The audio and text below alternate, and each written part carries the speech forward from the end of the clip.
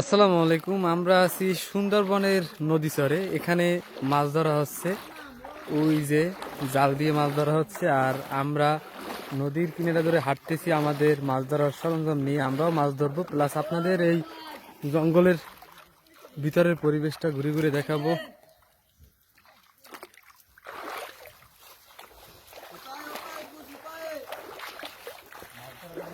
গাছগুলো দেখেন, নদীর ঢেউতে ভেঙে পড়ে গেছে, কত বড় বড় গাছ।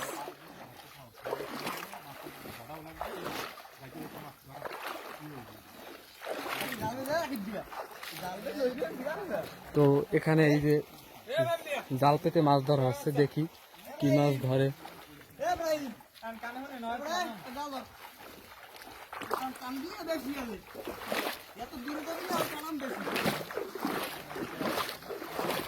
এ দৌড়াইস না।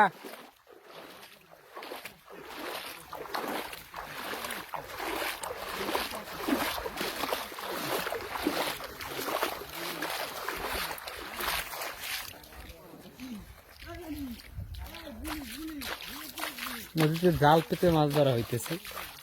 কি মাছ ধরা হয় চরের উপরে সেটা একটু দেখি এবং আপনাদেরও দেখাই।